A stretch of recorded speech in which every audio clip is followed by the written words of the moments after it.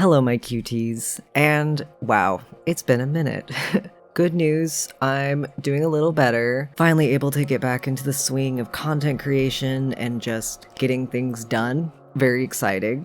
But as I'm sure a lot of you remember, I had originally made a video saying I started having seizures, and I really didn't know why, and on and off I was kind of debating, should I just do a full in-depth video on this?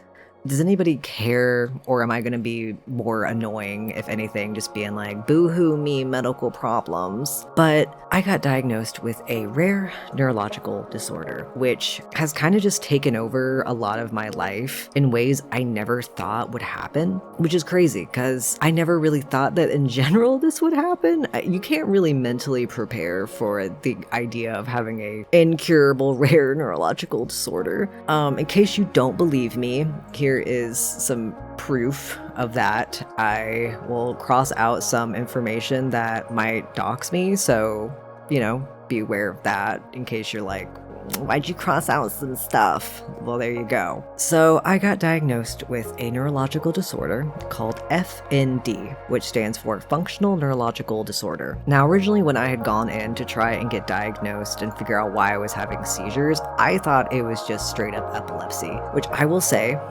I do want to get a second opinion. My sister really wants me to push for a second opinion, and I do agree with her considering my neurologist was pretty dismissive, all things considered.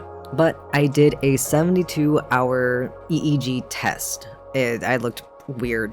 Here's some photos. I look like an egg. Not my most attractive looking self in my little egg glory. Now, again, I really didn't know anything about neurological disorders. I only ever really associated like seizures with epilepsy, and I knew there were non-epileptic seizures, but I didn't really know what that meant and like what all that entailed. So when I had gone in and my neurologist said, yeah, you don't have epilepsy, I quite literally broke down crying because I was at my wit's end. I didn't know what was wrong. I kid you not, having around 50 seizures a day.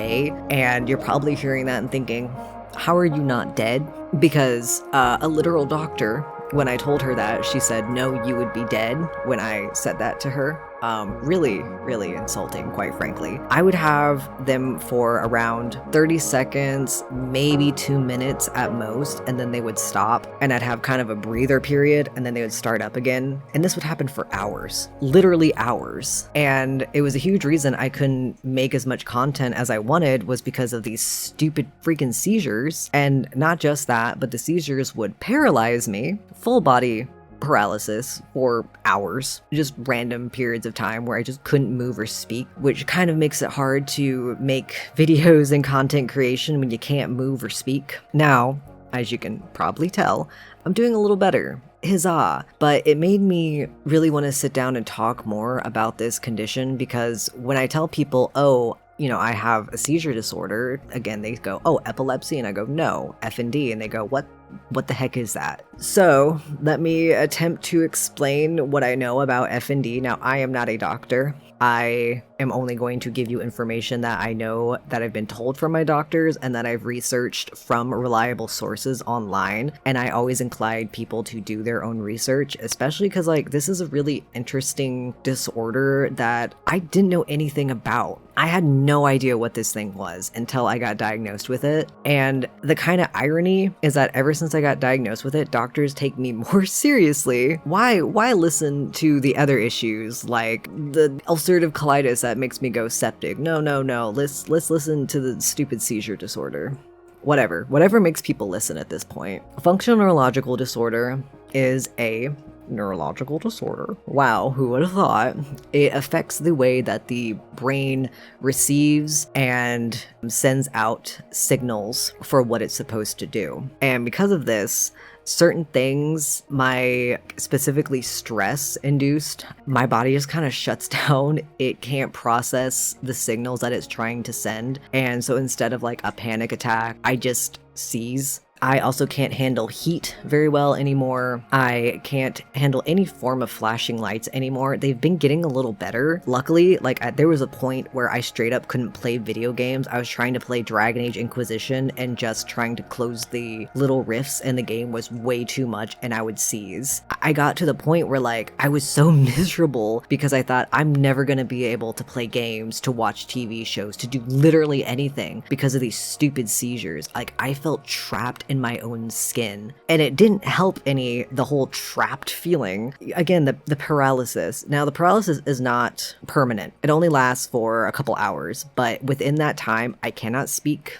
I cannot move. If I try to, I seize again. It was literally just me screaming inside my mind, begging for help, begging for somebody to understand anything. I felt like I quite literally had no control of my body, and I didn't. I couldn't control anything. Even taking baths or just trying to poop, I would risk having a seizure from lightheadedness, from overheating, from straining with any pain. The colitis episodes that would cause horrible amounts of pain, I would seize the entire time, and it became dangerous to move me because I was thrashing so bad. One really scary event that happened, and I'll put a timestamp up right now if you don't want to listen to this, because trigger warning, it does involve talk of vomit. I won't go in depth on that, but just trigger warning right now, bam. If you don't want to hear this story, here's your timestamp. When I was cat sitting for my sister, I had been going through a colitis flare-up. Food and me were not getting along.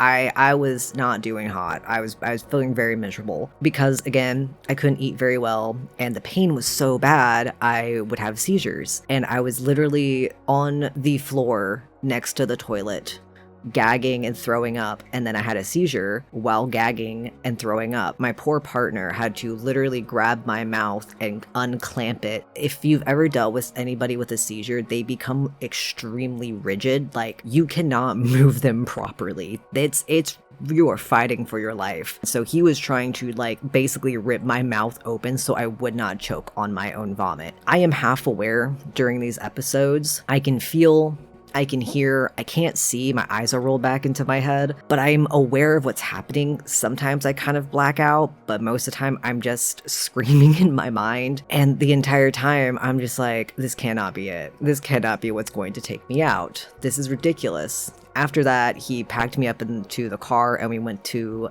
the emergency room. Not fun. Very, very bad. There also, speaking of that event, I've told so many nurses, I have a seizure disorder, and they just don't seem to listen. They will try to press down on my chest. That really hurts because I'm still partially aware. I've also gotten to the point where when I go to the ER for these episodes for the pain plus the seizures, they've just started giving me Dilaudid, which is a really strong pain med, which sucks, but I'm also kind of thankful because they're like, nah, no seizing. No, sir, you will not. But the F&D has taken over every part of my life, essentially, which kind of sucks to say, but it's true.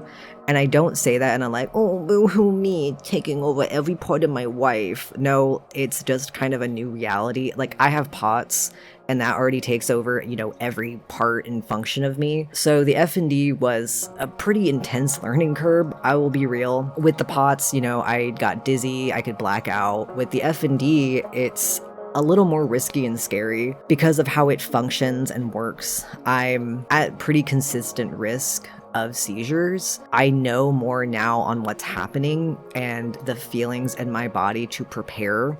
Usually I get a warning, like a fuzzy feeling in my brain. If anybody watching has a seizure disorder, you might understand what I'm speaking about, where you can just kind of feel, uh-oh, it's gonna happen. You get a little lightheaded, your limbs feel kind of heavy, and you're like, yep, it's gonna happen. There's only been a few times where it's just like hit, and I like have no time to prepare, which is rare. I'm pretty fortunate, quote unquote fortunate, that my seizures are not super intense where I'm risking brain damage. Mine are relatively relaxed, quote unquote, compared to other seizures. They are not as long, and again, I don't really have to deal with the fear of brain damage. Thank God, because from my understanding with epilepsy, because the seizures are so intense, brain damage is a lot more commonplace. With the F&D, I get a lot of other weird problems though. I have really, really bad memory. Oh my God, it's so bad. I've had to start writing down all of my commission stuff, which, speaking of, if you have commissioned me and I am slow, do not feel bad about reaching out. The memory problems suck, and I will literally think, oh my god, I need to message this person back, and then I just forget. That's not a good excuse. I understand that. I am actively working on that right now, to take notes, to make a Google Doc, to make sure I reach out to people. I am not going to use my illness as an excuse for bad behavior on that front, but I also appreciate people for being so understanding that my memory is awful. There are certain parts of FND that are similar to Parkinson's syndrome, and even sometimes dementia, where our brains have overlapping issues, but without the prions issue where your brain's just like turning into disintegrated mush. But because of that, I get, again, the memory issues, and then certain parts of my body will just lock up. Similar to people with Parkinson's, where they are not able to move properly, and their limbs get very rigid and locked, and it's very hard to move and do really anything. There is a content creator on TikTok. I will post him right here. He unfortunately lost the ability to walk, and he has FND. And from my knowledge, there is nothing physically wrong with his legs, but it is a phenomenon that happens with people with FND where your body just forgets how to do things. I have completely forgotten how to speak for, again, hours at a time. I have hallucinations because my brain can't tell what's happening. My limbs contort in extremely painful ways, and they get locked up. We have to put ice and heat on them to kind of soothe them out of place. I get really overheated during the seizures, and so we've had to just put ice packs all over me and then put me in a cold shower afterwards so that I'm not so overheated that I'm having another seizure and actually start risking cooking my brain because I'm so overheated. Every time I am so weak afterwards, and I've been so unbelievably blessed within this past year to like the past few months with a new psychiatrist who's really helped me, because I'm sure a lot of you are wondering, well, what's the treatment? There is really not a whole lot of options. This disorder is so underfunded and under-researched that there isn't a whole lot of options for people like me.